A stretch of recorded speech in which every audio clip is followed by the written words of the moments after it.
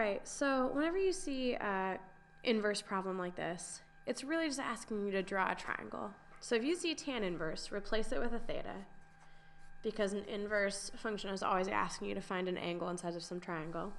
And then off to the side, draw yourself just a generic triangle, put a theta down inside that triangle to remind yourself it's an angle.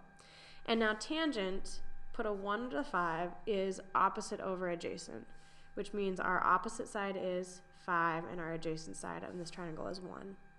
And then this problem is really asking you to find the cosine of theta. Well, since cosine is adjacent over hypotenuse, real quick, I'm going to find out what the hypotenuse is.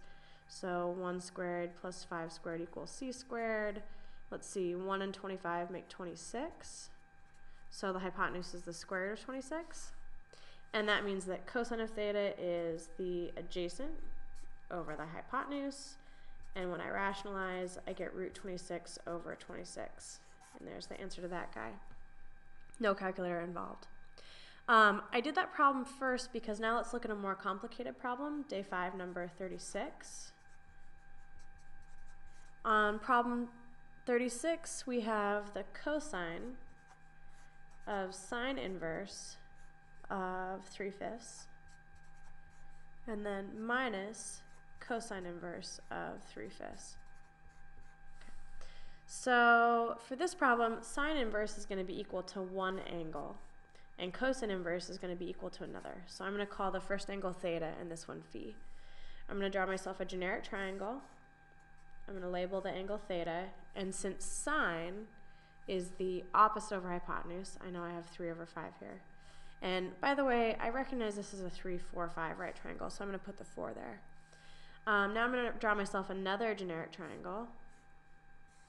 Label that angle phi, and cosine is adjacent over hypotenuse, so this is 3 and 5, and again it's the 3, 4, 5 right triangle, so that's 4.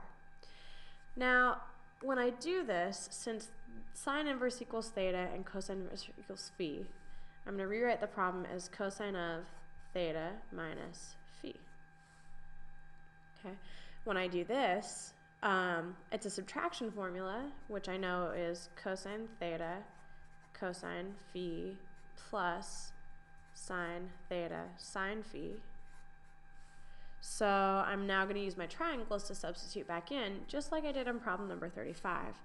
Cosine of theta, I look at the theta triangle, it's adjacent over hypotenuse. Cosine phi is adjacent over hypotenuse.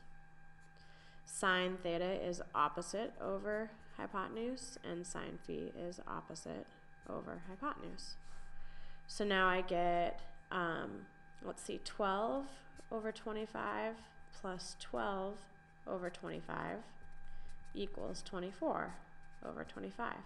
And if you were to double check this in your calculator by plugging it in, sure enough, you would get 24 over 25. However, to get full credit on the final, you would need to show your work on a problem like this by breaking it down into triangles, showing me that you know your addition and subtraction formulas, and that you also know how to simplify fractions.